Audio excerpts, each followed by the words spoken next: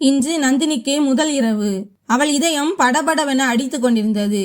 நந்தினியின் தோழிகள் ஏற்கனவே அவனை பற்றி புகழ்ந்திருந்தனர். அவன் மிகவும் காதல் ரகத்தை சேர்ந்தவன்.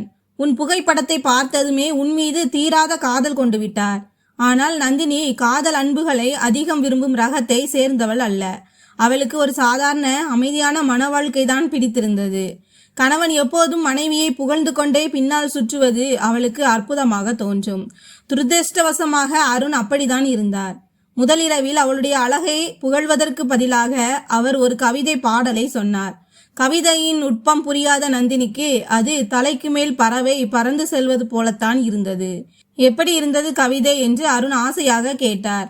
நந்தினி இயல்பாக நன்றாக இருந்தது, ஆனாலும் ஒரு வருடம் கழித்துதான் புரியும் ஒரு கணவன் தன் மனைவி மீது எவ்வளவு அன்பு வைத்திருக்கிறான் என்று. அருண் மற்ற ஆண்களிடமிருந்து வித்தியாசமானவர். அவர் தன்னை பற்றியும் நந்தினியை பற்றியும் மட்டுமே பேசினார். திருமணம் முடிந்த ஆரம்ப நாட்கள் எல்லாம் இனிமையாக கழிந்தன. சுற்றுலாவுக்கு ஊட்டி, கொடைக்கானல் செல்ல அருண் திட்டமிட்டிருந்தார்.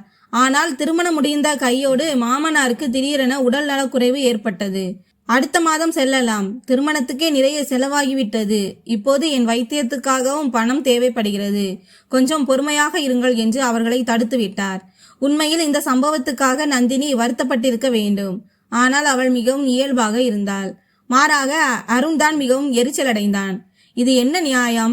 எல்லோரும் கல்யாணமான உடனே சுற்றுலா போவாங்க, ஒரு மாசம் கழிச்சு யார் போவாங்க என்று கோபமாக கத்தினான்.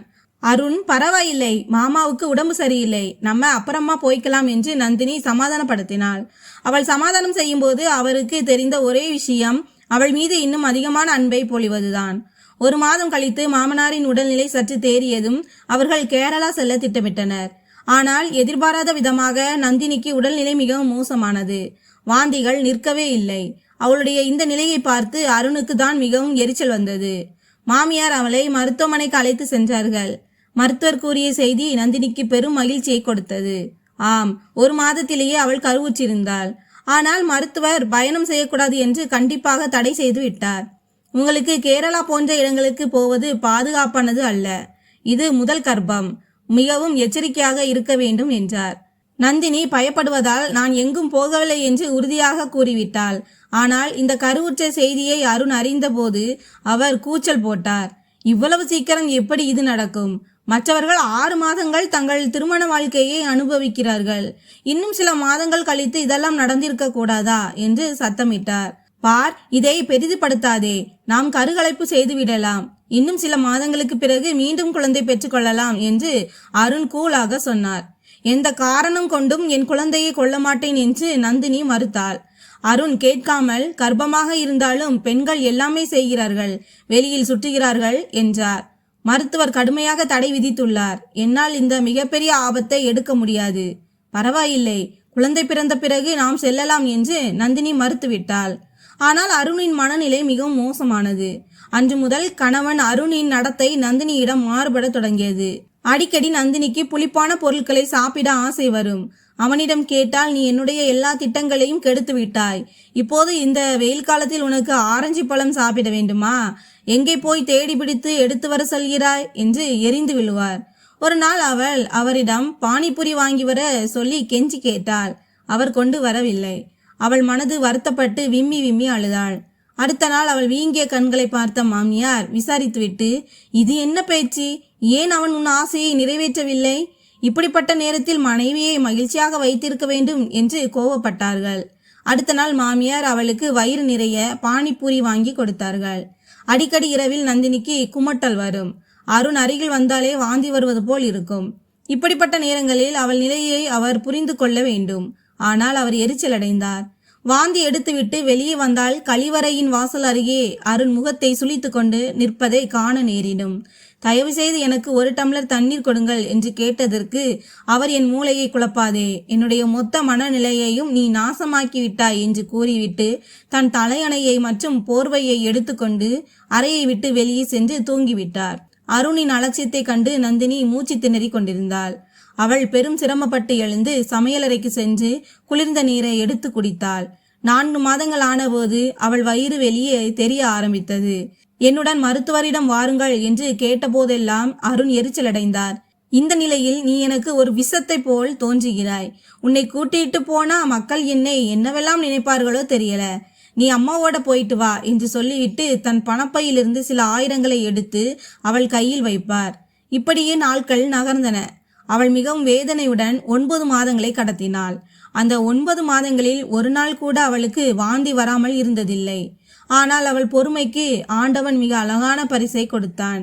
அவள் ஒரு அழகான ஆண் குழந்தையை பெற்றெடுத்தாள். குழந்தையின் பெயர் ஆதவன். அன்று அருணின் முகத்தில் அவ்வளவு மகிழ்ச்சி. அவர் முதலில் தன் மகனை அணைத்தார், அன்பு கொடுத்தார். அனைவரும் மகிழ்ச்சியை அடைந்தார்கள். நந்தினிக்கு சிசேரியன் முறையில் பிரசவம் நடந்தது. இரவில் கழிவறைக்கு செல்ல வேண்டி இருந்தால் அருண் அவள் கையை கூட பிடிப்பதில்லை. ப்ளீஸ், என்னால் இதெல்லாம் செய்ய முடியாது என்பார்.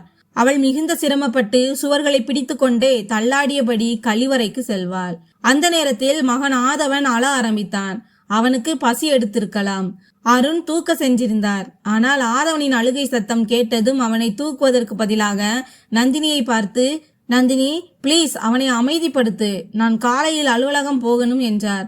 கொஞ்ச நேரம் அவனை நீங்க பிடிச்சுக்கோங்க, என் நிலைமையை நீங்க பார்க்கலையா என்று கெஞ்சினாள்.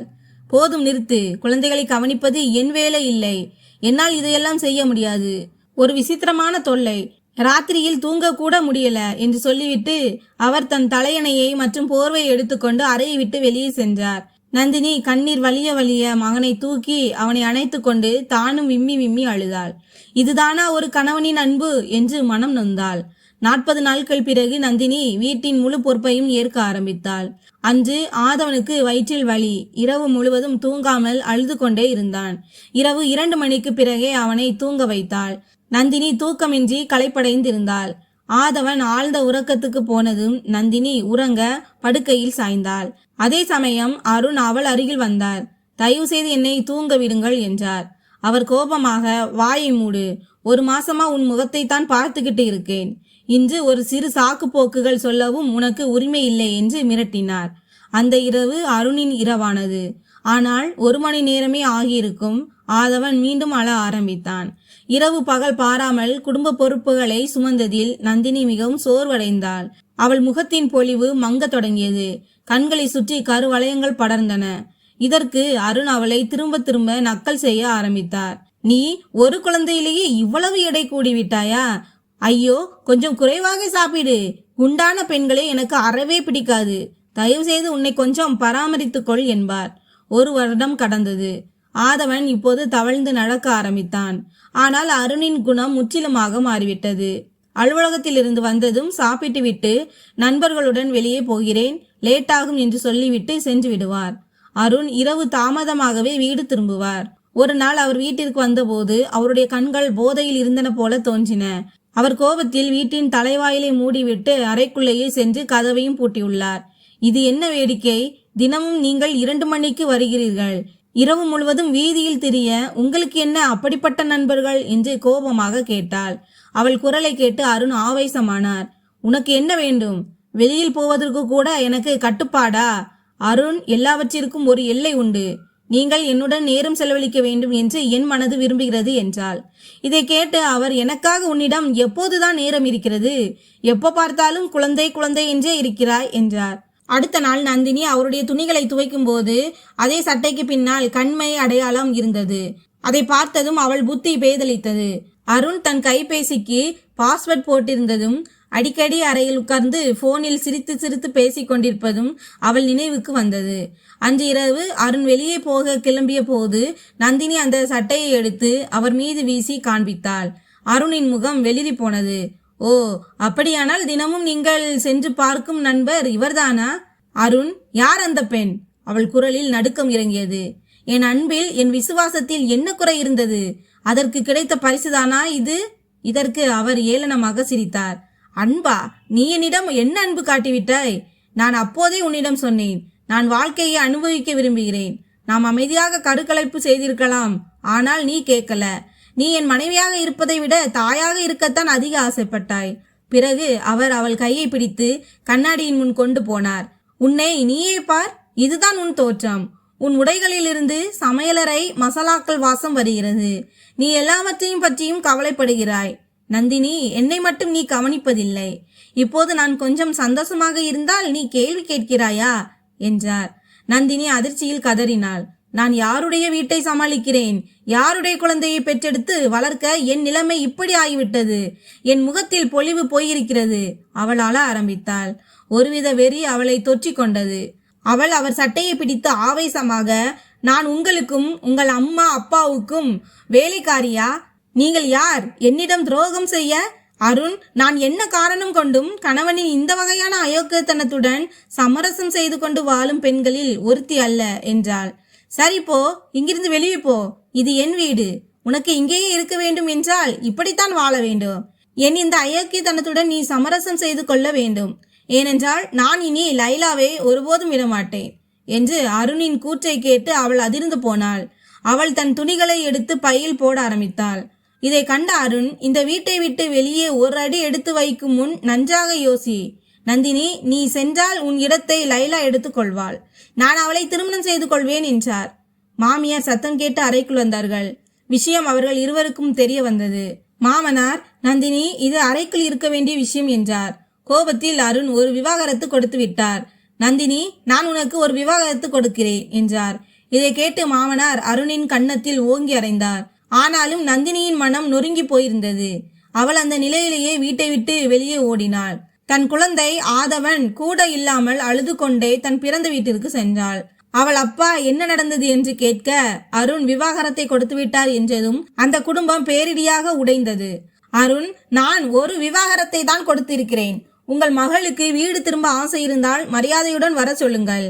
இல்லையென்றால் 3 மாதங்கள் கழித்து 2வது விவாகரத்து கொடுத்து விடுவேன் என்றார். அவளுடைய அப்பா உறுதியாக, என் மகள் எனக்கு சுமை அல்ல. நீ 1 கொடுத்த இடத்தில் மீதி 2ஐயும் கொடுத்து விடு.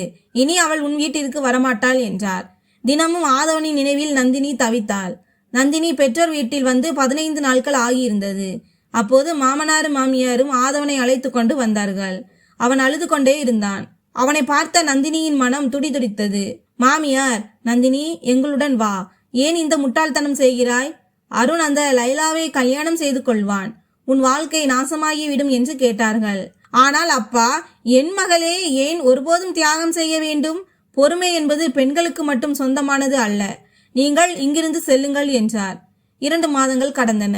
ஒரு நாள் அருண் நந்தினியை பார்ப்பதற்காக வந்தார். அவர் தாடியுடன் கலங்கிய கண்களுடன் இருந்தார். அவர் கெஞ்சினார். நந்தினி, கடவுளுக்காகவாது ஒருமுறை நான் சொல்வதை கேள். கதவை திற. நந்தினி, நான் உன்னிடம் பேச வேண்டும் என்றார். அவர் கதவை தள்ளி கொண்டு உள்ளே வந்ததும் அவள் அப்பா கோபத்துடன் சீறினார். அருண் அழுதபடி, நந்தினி, ஆதவன் ரொம்ப நோய்வாய்ப்பட்டு இருக்கிறான். மருத்துவமனையில் அனுமதிக்கப்பட்டிருக்கிறான். என் குழந்தை இறந்து விடுவான் போல. கடவுளுக்காக என்னுடன் வா என்றார். அதை கேட்டதும் நந்தினி துடித்து போனாள். அவள் உடனே அவருடன் சென்றாள். 3 நாட்கள் அவள் மகனுடன் மருத்துவமனையில் இருந்தாள். அவளை பார்த்ததும் ஆதவன் முகத்தில் ஒரு புன்னகை வந்தது. மருத்துவமனையிலிருந்து டிஸ்சார்ஜ் ஆனதும் அருண் நந்தினியை வீட்டிற்கு அழைத்து சென்றார். மாமியார் மாமனார் இருவரும் மகிழ்ச்சி அடைந்தார்கள். அன்று இரவு ஆதவன் தூங்கிய பிறகு அருண் நந்தினி அருகில் வந்து அவள் முன் கைகூப்பி கெஞ்சினார். என்னை மன்னித்து விடு நந்தினி. எனக்கு புரிந்தது. மனைவி மனைவியாகத்தான் இருப்பாள். மற்ற ஆசைகளுக்காக பழகும் பெண்கள் ஒருபோதும் குடும்பம் நடத்த மாட்டார்கள். இனி நான் உனக்கு ஒருபோதும் துரோகம் செய்ய மாட்டேன் என்றார். நந்தினி, நான் என் மகனுக்காக மட்டும்தான் திரும்பி வந்தேன் அருண், உங்களுக்காக அல்ல என்றாள். அவர் வேதனைப்பட்டார். நீ என் மீது மிகுந்த கோபத்தில் இருக்கிறாய் என்று எனக்கு தெரியும். ஆனால் நந்தினி, நான் எப்படியும் உன்னுடன் மீண்டும் சேர வேண்டும். விவாகரத்திற்குரிய 3 மாதங்கள் முடிய இன்னும் சில நாட்களே உள்ளன. தயவு செய்து மறுக்காதே என்றார். ஆனால் நந்தினி மன்னிக்கவில்லை. ஆனால் அவள் மனதில் அவருக்காக இருந்த அன்பு இப்போது இல்லை. அவர் முன்பை விட அவளை கூடுதலாக கவனித்துக் கொண்டார். ஆனால் அதற்கு பதிலாக அவர் எதிர்பார்த்த அன்பை அவளால் கொடுக்க முடியவில்லை. நந்தினியின் மௌனம் அவரை வாட்டியது. மீண்டும் மீண்டும் அவர், நந்தினி, நீ பழையது போல் இல்லை என்று சொன்னார். நான் அவரது வீட்டை பாதுகாக்க என் தூக்கம், என் அமைதி, என் அழகை கூட தியாகம் செய்தேன். அவரோ என் விசுவாசத்திற்கு பதிலாக எனக்கு விவாகரத்தை கொடுத்தார். அந்த பெண் லைலா இவருடன் திருமணம் செய்து கொள்ள மறுத்தபோதுதான் இவருக்கு புத்தி வந்தது. அதற்கு பிறகு அவர் என்னிடம் பழைய அன்பை எப்படி எதிர்பார்க்க முடியும்? இத்தனையும் நடந்த பிறகு ஒரு பெண்ணால் முன்பு இருந்ததைப் போலவே காதலிக்க முடியுமா என்பதை நீங்களே கமெண்டில் சொல்லுங்கள் நண்பர்களே. இந்த கதை பிடித்திருந்தால் வீடியோவை லைக் செய்யுங்கள் மற்றும் சேனலை சப்ஸ்கிரைப் செய்யவும். நன்றி.